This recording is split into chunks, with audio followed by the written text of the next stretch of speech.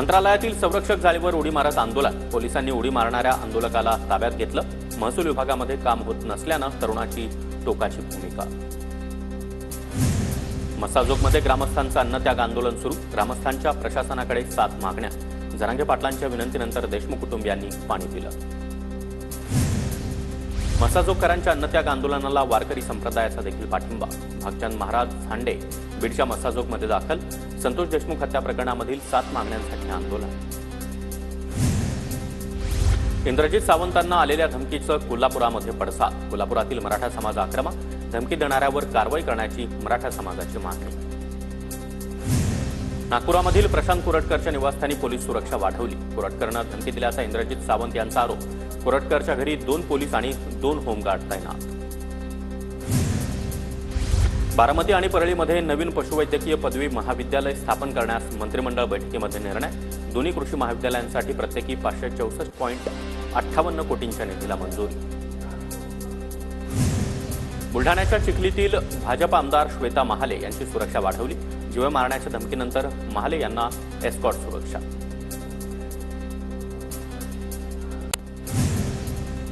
राज्यामधील 9 लाख लाडक्या बहिणींचं अनुदान बंद, अर्जाच्या छाननीमध्ये नाव कमी झाली, सरकारचं 1620 कोटी रुपये वाचले, एकापेक्षा जास्त योजनेच्या लाभार्थी महिलांना वगळण्यात आलं। नाशिकमध्ये महाशिवरात्रीला त्र्यंबकेश्वरमध्ये होणाऱ्या प्राजक्ता माळीच्या कार्यक्रमाला विरोध, माजी विश्वस्त ललिता शिंदे यांचा ग्रामीण पोलिसांना पत्र, सेलिब्रिटींच्या इव्हेंटची परंपरा नाही, पत्रामध्ये उल्लेख। भारताच्या विजयानंतर मालवणमध्ये पाकिस्तानच्या समर्थनार्थ घोषणाबाजी, परप्रांतीय भंगार व्यावसायिकाच्या घोषणेनंतर स्थानिक आक्रमक, प्रशासनाकडून व्यावसायिकाच्या दुकानावर तोडक कारवाई। कुंभमेळ्यासाठी सार्वजनिक बांधकाम विभागाचा आराखडा तयार, सुमारे 3,345 कोटींचा आराखडा सरकारकडे सादर। नाशिकला जोडणारे प्रस्तावित रस्ते, पूल, इमारती तसंच विश्रामगृह, हेलिपॅड आणि विद्युत जोडणी संदर्भातील कामांचा समावेश। थकीत देयकं मिळावी यासाठी कंत्राटदाराचं नागपुरात धरणं आंदोलन, नवीन कामं सुरू करण्याऐवजी जुन्या कामांची देयकं देण्याची कंत्राटदारांची मागणी। कांद्यावरील 20% निर्यात शुल्क रद्द करा, अन्यथा कृषी मंत्र्यांच्या घरासमोर आंदोलनाचा स्वाभिमानी शेतकरी संघटनेचा इशारा। बुलढाण्याच्या सोनाळ्यातील शेतकऱ्याचं तलाठी कार्यालयामध्ये आंदोलन, तलाठी अधिकारी कार्यालयामध्येच हजर राहत नसल्यानं शेतकरी आक्रमक। अमरावतीमध्ये आदिवासी विकास कार्यालयासमोर आदिवासींचं जागर गोंधळ आंदोलन, आदिवासी कार्यालयामध्ये अंतर्गत सुविधा मिळत नसल्याचा आरोप। यासह विविध मागण्यांसाठी एक दिवसीय आंदोलन। नाशिकमध्ये वीज वितरण कार्यालयावर आदिवासी बांधवांचा एल्गार, विजेच्या मागणीसाठी कष्टकरी संघटनेच्या नेतृत्वाखाली बत्ती मोर्चा। नाशिकच्या देवळ्यामध्ये वेलकम हॉटेलमध्ये कारवाईत सापडलेल्या पीडित महिला निघाल्या बांगलादेश। हॉटेलमध्ये चालणारा कुंटनखाना पोलिसांनी उद्ध्वस्त केला, संशयित आरोपी सुनील आहेर उर्फ गोटू आबा फरार, हॉटेल मॅनेजर पोलिसांच्या ताब्यात। नागपूरमधील नगरपालिका, नगरपरिषद, नगरपंचायती कर्मचारी आणि सेवानिवृत्त कर्मचारी संघटनेतर्फे आंदोलन, जुनी पेन्शन लागू करावी यासह इतर मागण्यांसाठी आंदोलन।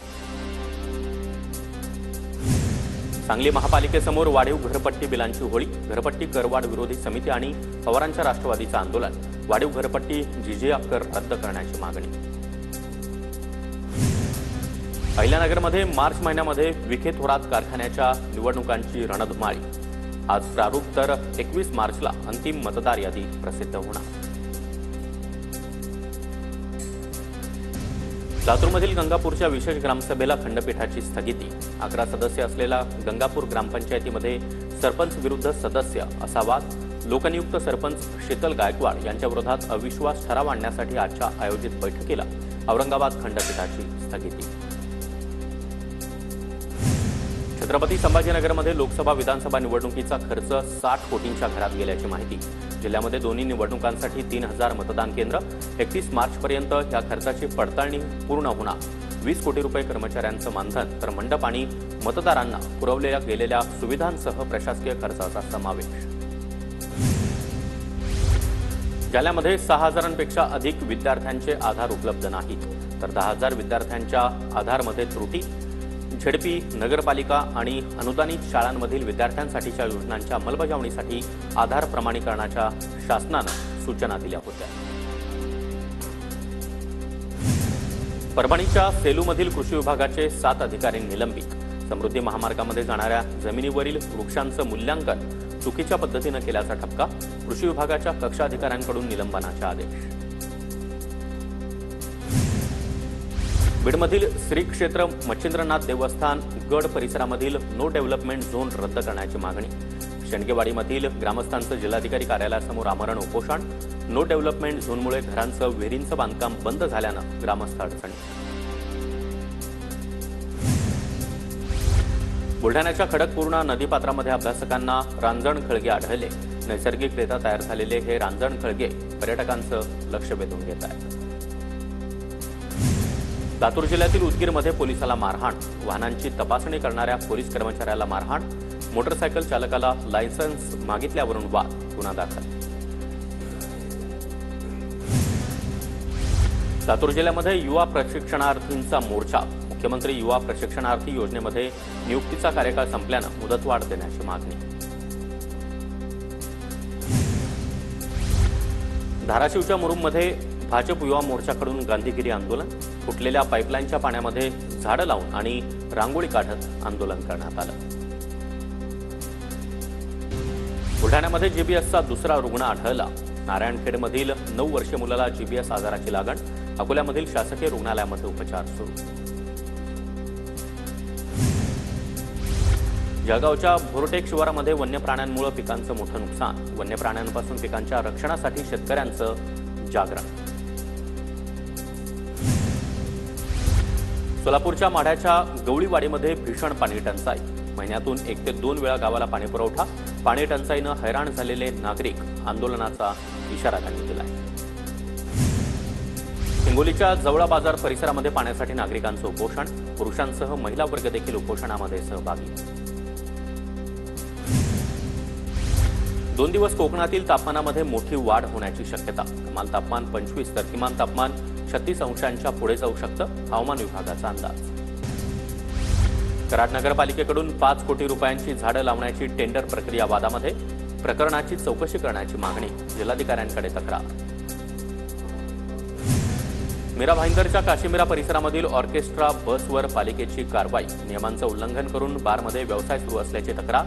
कारवाईमुळे परिसरामधील अन्य बेकायदेशीर बार चालकांमध्ये खळबळ। जालन्यामध्ये तूर खरेदीचा आदेश तरी देखील नाफेडच्या हमीभाव केंद्राकडे शेतकऱ्यांनी पाठ फिरवली।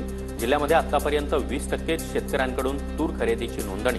तुरीला बाजारामध्ये हमीभावापेक्षा चांगला भाव मिळत असल्यानं नाफेड खरेदी केंद्रावर तूर विकण्याकडे शेतकऱ्यांनी पाठ फिरवली। बारामतीच्या वडाणीमध्ये शेतकऱ्यांच्या कांद्याची चोरी। सुपे पोलिसांनी 3 चोरांना ताब्यात घेतलं। आरोपींना 2 दिवसाची पोलीस कोठडी। महाशिवरात्रीनिमित्त सांगलीमध्ये फळ महोत्सव। स्थानिक फळांच्या मार्केटिंगसाठी कृषी विभाग आणि बाजार समितीकडून आयोजन। लातूर शहरामधल्या फळभाजी विक्रेत्यांना आता गंजगोलाई भागातल्या मस्जिद रोडवर फळे विक्री करता येणार। रमजान महिना लक्षात घेता तात्पुरती मुभा। दुपारी 3 ते रात्री 10 या वेळेमध्ये फळ विक्री करता येणार।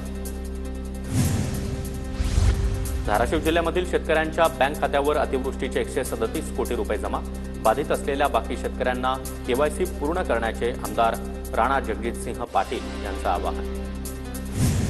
सोलापूर शहरामधील चोरीच्या घटनेचा पोलिसांनी 24 तासात छडा लावला। 20 वर्षीय चोरट्याला अटक। आरोपीकडून 4,46,000चा मुद्देमाल जप्त।